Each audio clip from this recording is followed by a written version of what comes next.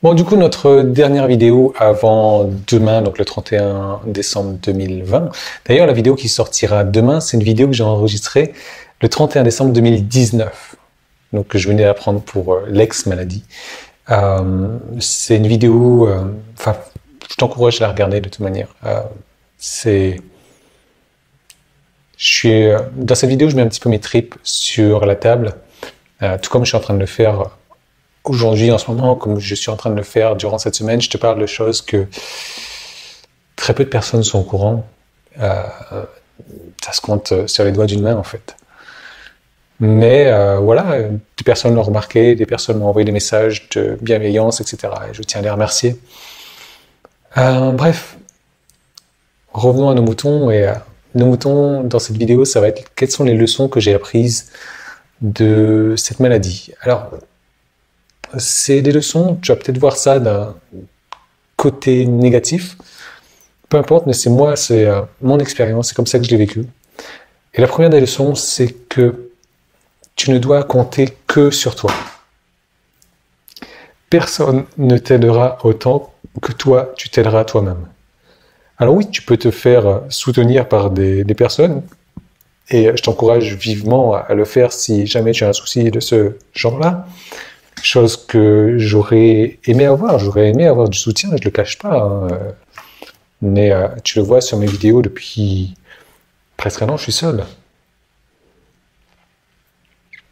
Je suis loin de ma famille, je suis loin de mes proches, je suis loin de mon île, je suis loin de là où j'ai habité, je suis loin de la Thaïlande, je ne peux pas repartir en Thaïlande, je suis tout seul dans un pays que je ne connais pas, avec l'hiver et que je ne connais pas, c'est bon. Mais voilà, je ne compte que sur moi et je n'ai envie d'être un fardeau que pour personne en fait. Une autre des leçons que j'ai apprises, c'est que à toi de prendre ta vie en main. Quand je veux dire ta vie, c'est vraiment toutes les facettes que ça insinue en fait. Et ne pas mettre ta santé dans la main des autres. Alors tu vas me dire, oui Yann, tu es bien placé pour parler de ça, tu es à l'hôpital.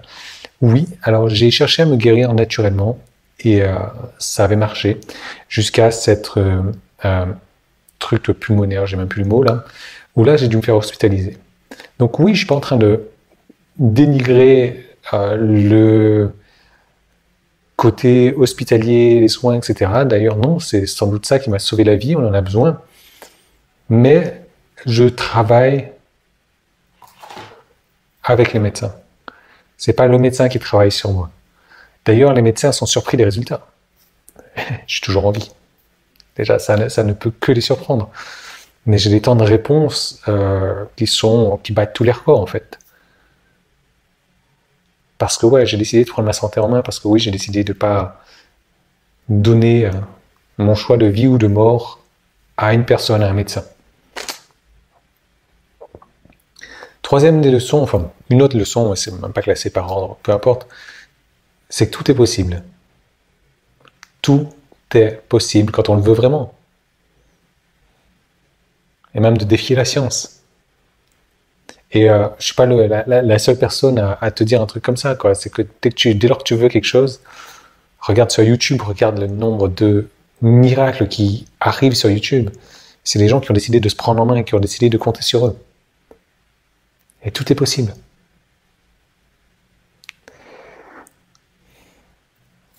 Si tu ne fais que les choses faciles dans la vie, ta vie sera difficile. Et si tu ne fais que des choses difficiles dans la vie, tu vas avoir une vie facile. Alors, mon histoire, tu la connais, je pense. Hein. Peut-être que tu as lu mon premier bouquin.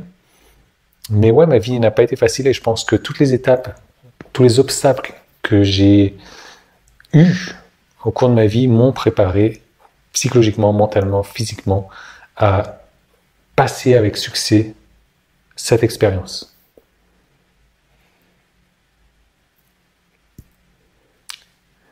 Est-ce que tu as toujours envie de choisir à faire les choses simples dans la vie? Et moi, il y a vraiment quelque chose un dicton que j'aime bien qui dit « Je fais aujourd'hui ce que les autres ne veulent pas faire pour pouvoir faire plus tard ce qu'ils ne pourront pas faire. » Et c'est vraiment comme ça que j'ai mené ma vie. Une autre leçon, c'est que la santé est précieuse. Il ne faut pas attendre que c'est trop tard pour s'en soucier. Moi, ça m'est tombé dessus comme ça, en plus, je m'en souciais tous les jours de ma santé, je prenais énormément soin de ma santé. Mais quand je vois des gens se détruire littéralement la santé au quotidien en fumant, en mangeant des cochonneries, en étant en surpoids, en restant assis 10 heures, 12 heures, 15 heures sur un fauteuil ou autre, euh, en ne bougeant pas son corps. Et c'est toujours malheureusement quand c'est trop tard qu'on s'en soucie. J'ai une leçon qui m'a beaucoup apporté aussi, c'est pourquoi ruiner sa santé à amasser un maximum d'argent pour ensuite ne même pas pouvoir profiter de cet argent-là ou pour ensuite avoir à dépenser cet argent-là dans les soins ou ensuite pour se détruire la santé. L'argent, ouais, n'est pas une fin en soi, l'argent ne fait pas le bonheur, oui, l'argent, si, l'argent, ça dépend de ce que tu vas y mettre derrière l'argent. Moi, l'argent m'a beaucoup aidé parce que j'ai pu prendre une année sabbatique sans vraiment travailler. J'ai mon business qui tourne en automatique de toute manière, et j'ai vraiment beaucoup de gratitude pour cet argent. Mais pourquoi travailler 20 heures par jour pour gagner plus d'argent si on ne peut pas en profiter après? Je me suis rendu compte aussi, et c'est une belle leçon que j'ai apprise, c'est que j'ai beaucoup fait pour mes clients, j'ai beaucoup fait pour les autres, et je me suis négligé, entre guillemets. J'ai tellement voulu le succès de mes clients, le succès des autres, en fait, que j'en ai oublié de me recentrer. Pas de hasard après. Hein. Euh, j'ai aussi maintenant une vue différente sur la vie, une vue différente sur le temps. Je me dis pourquoi tant de querelles inutiles, pourquoi tant de non-dits aussi, pourquoi tant de choses qu'on n'ose pas dire. Est-ce qu'on aura vraiment une seconde chance, une autre chance de dire ces choses-là? Pourquoi tant de ci, pourquoi tant de ça, pourquoi est-ce que je devrais attendre demain de faire ça plutôt que de le faire aujourd'hui? Est-ce qu'il y aura un demain? Et ouais, le temps est précieux. Pourquoi attendre pour faire les choses? Pourquoi attendre pour dire les choses? Et je pense que une des plus grandes leçons que j'en tire de tout ça, c'est que la vie est précieuse et qu'il faut en profiter pendant que possible et autant que possible. Euh, donc ouais, moi mon truc c'est les voyages, l'aventure, la découverte, etc. Et je pense que quand j'ai appris cette nouvelle sur cette ex-maladie, je me suis vraiment dit non, je veux pas que ça s'arrête là comme ça. J'ai tellement de choses à faire encore dans le monde, j'ai tellement de choses à visiter, j'ai tellement de choses à accomplir.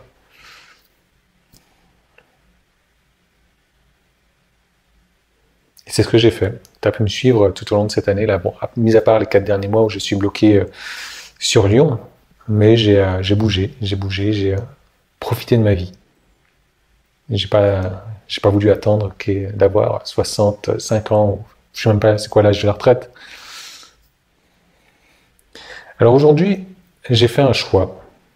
Je t'en parlerai plus en détail encore demain. Mais ce choix, c'est d'arrêter de faire mes vidéos quotidiennes pour pouvoir vraiment me recentrer sur moi, pour pouvoir me reconstruire. Alors il y aura toujours les emails quotidiens, hein, donc pas de panique là-dessus. Mais je suis en train de me recentrer sur moi. Je suis en train de me recentrer sur une autre manière d'aider les gens, d'aider mon audience. Alors, il n'y aura plus de vidéos quotidiennes, ça ne veut pas dire qu'il n'y aura plus de vidéos du tout, il y en aura des vidéos. Je suis en train de voir un petit peu un nouvel angle. Je sais, ça fait 2207 vidéos d'affilée, ça commence à compter.